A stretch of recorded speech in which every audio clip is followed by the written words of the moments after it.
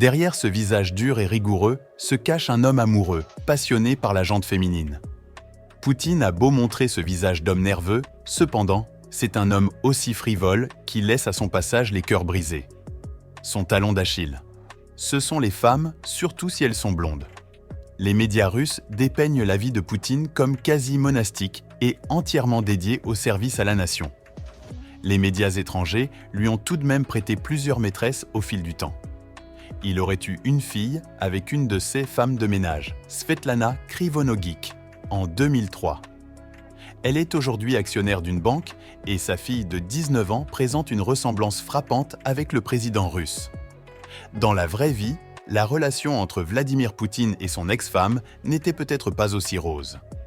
Dans les années 1980, Lyudmila Shkrebneva se serait confiée à une espionne, accusant Poutine d'être violent et infidèle.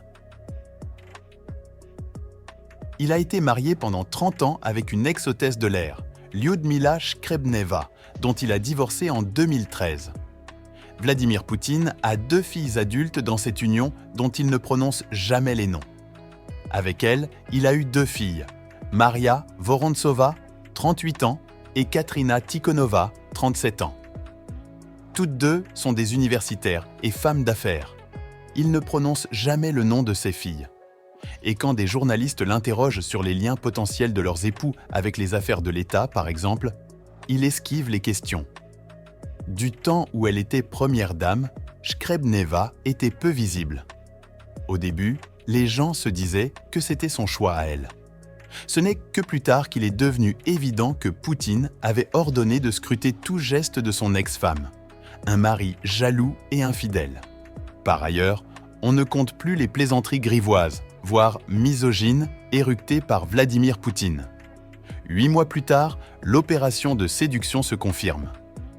Le 6 juin, au Palais des Congrès du Kremlin, pendant l'entracte du ballet Esmeralda, c'est un homme affable, la mine modeste, qui fait face à la caméra de Rossiya 24, la principale chaîne d'État. Il est accompagné de Lyudmila, son épouse depuis 30 ans. On ne les a pas vus ensemble depuis mai 2012, à la cérémonie d'investiture de son 3e mandat. De notoriété publique, ils ne vivent plus sous le même toit depuis au moins 9 ans.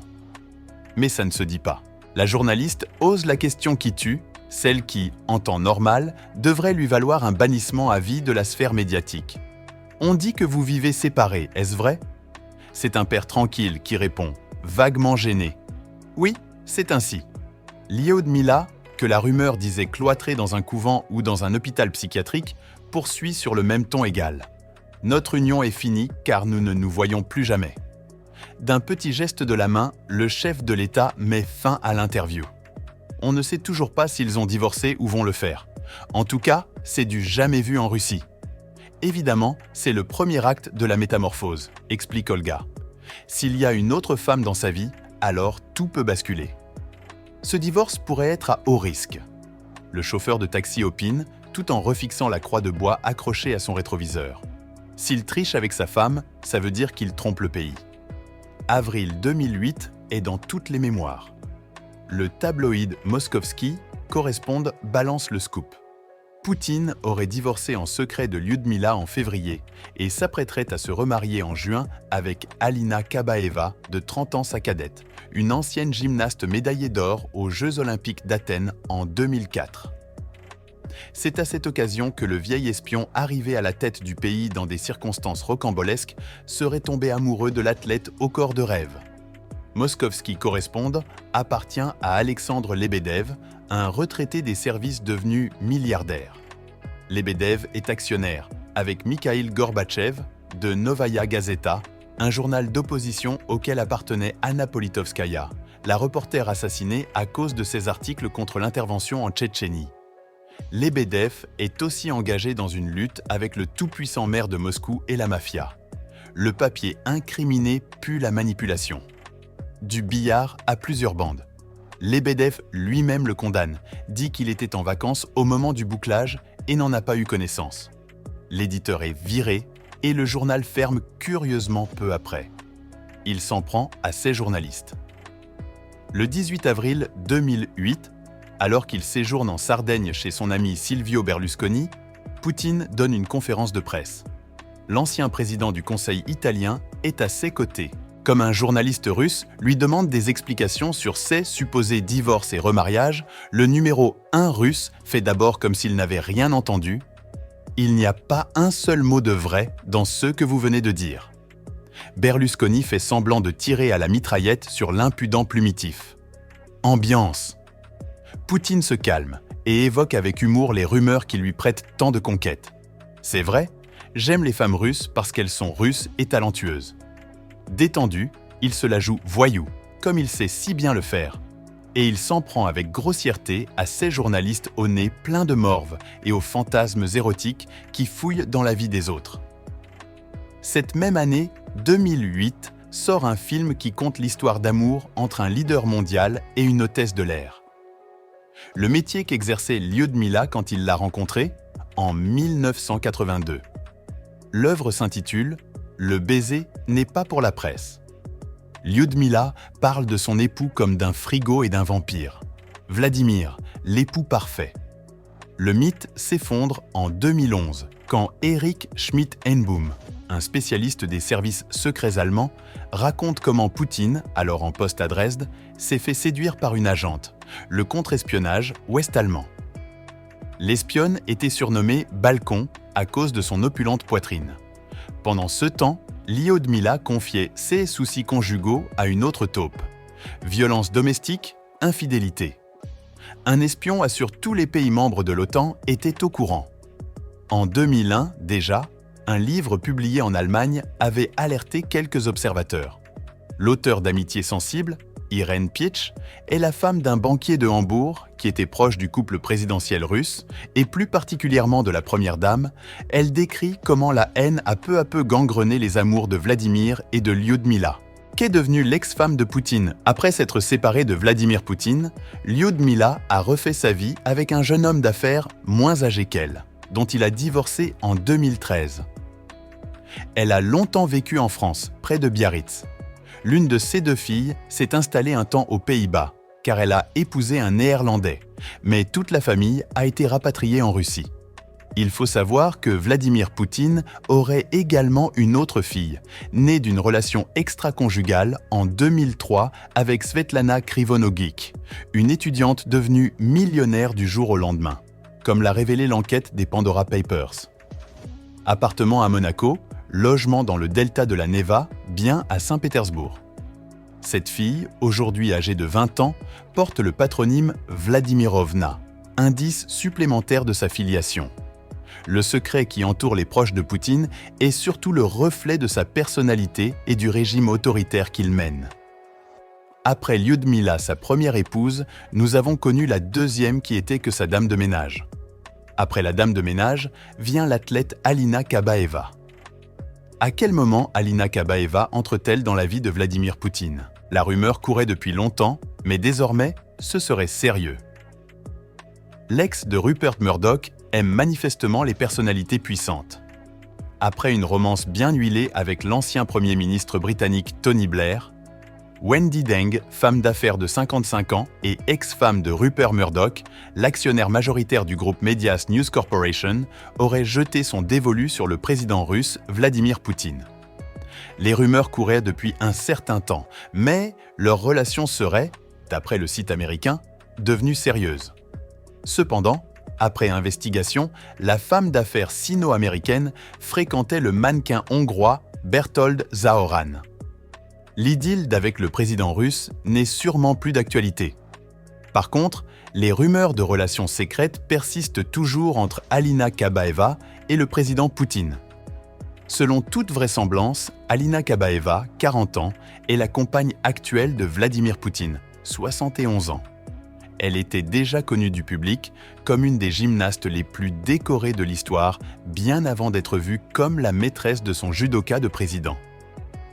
Alina Kabaeva a presque le même âge que les enfants de Poutine. Ses nombreuses médailles, dont l'or aux Jeux Olympiques d'Athènes en 2004, lui ont valu le qualificatif de femme la plus souple de Russie. Après une histoire de dopage et la fin de sa carrière d'athlète, elle se lance en politique.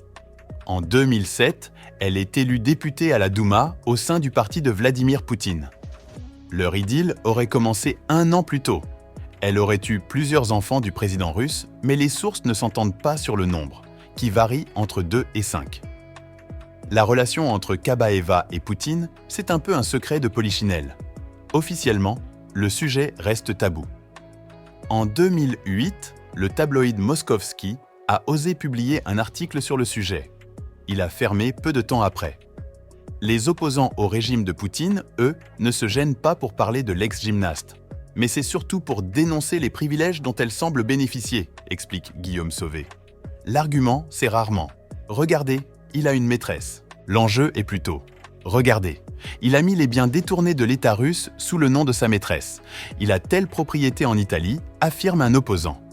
Depuis 2014, Alina Kabaeva est à la tête du National Media Group, un grand groupe médiatique pro-Kremlin. Elle recevrait un salaire faramineux de 10 millions de dollars. Ses apparitions publiques sont rares, son lieu de résidence incertain. Elle a trop d'appartements et on ne sait pas lequel elle utilise vraiment, rapportait un ami de l'opposant de Poutine. On la soupçonne de s'être terrée en Suisse dès le début de l'invasion de l'Ukraine. Une pétition, recueillant quelques 75 000 signatures, s'est mise à circuler pour la bouter hors du pays réputé pour sa neutralité. En avril dernier, elle est réapparue lors d'un festival de gymnastique qui porte son nom, Alina. Des gymnastes en uniforme militaire ont exécuté une chorégraphie patriotique. Elle a pris la parole devant un fond couvert de Z, symbole peint sur les blindés russes envoyés pour envahir l'Ukraine. En avril dernier, le Canada a ajouté les 2 filles de Poutine à la liste noire des Russes visés par des sanctions économiques. Il serait donc facile d'y ajouter Alina Kabaeva, étant donné ses liens avec l'État russe, même si sa relation avec le président n'a jamais été officialisée. Les Américains y ont sérieusement pensé, avant de se raviser à la dernière minute de crainte d'une réaction agressive de la part de Poutine. Selon le Wall Street Journal, le nom de Kabaeva aurait toutefois été ajouté à nouveau. Elle est devenue un fantôme. Cependant, vers la fin de sa carrière sportive, elle était très accessible. C'est une fille solaire, souriante, très serviable. Si Vladimir Poutine reste une énigme, il est un sujet encore plus mystérieux, sa vie amoureuse. Quand elle entre en politique, cela devient plus compliqué. La véritable bascule s'opère en 2008 au moment de la révélation de cette présumée relation dans Moskovski. Deuxième bascule, en 2014, quand elle écourte son 2e mandat à la Douma et est nommée à la tête de la National Media Group, le consortium médiatique, où elle n'a aucune légitimité. Son piston ne fait alors plus aucun doute. Enfin, il y a eu les Jeux olympiques d'hiver à Sotchi. Le public pensait Vladimir Poutine, divorcé en 2013, allait officialiser leur relation.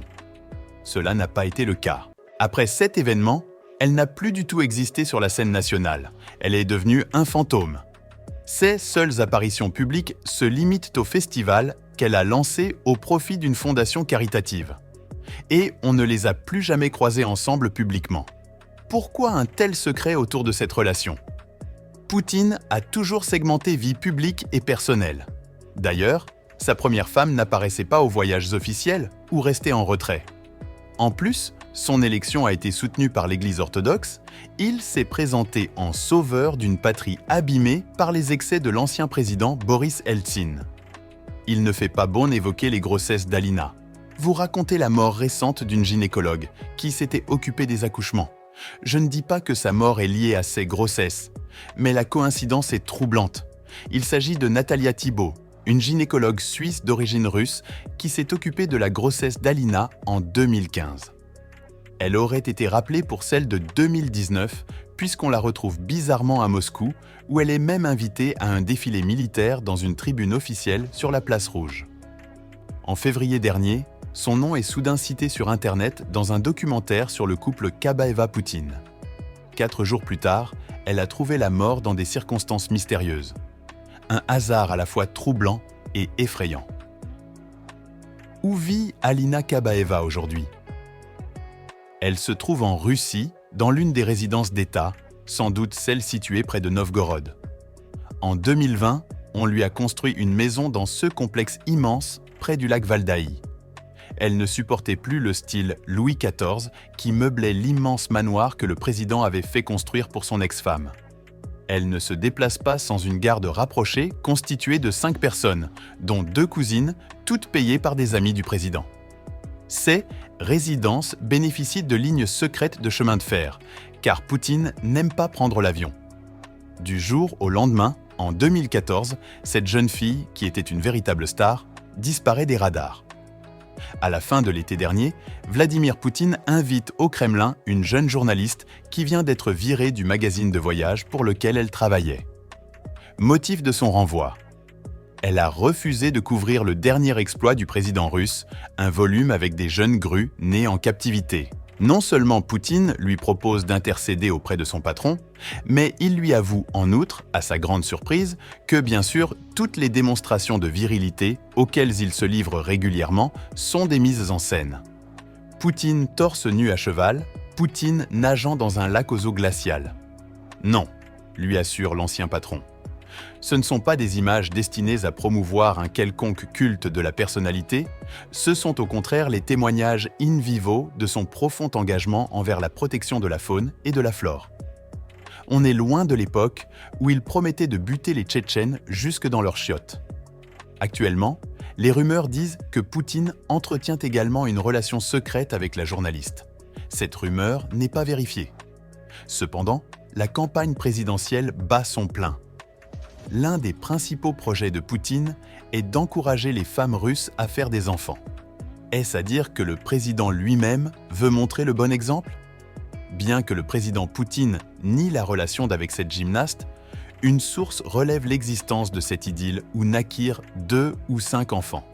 Le secret dans lequel baigne la vie privée du président est-il un reflet de sa volonté de tout contrôler ou simplement une tendance culturelle russe ? N'oubliez pas d'aimer la vidéo, de la partager. Abonnez-vous pour ne rater aucune de nos publications.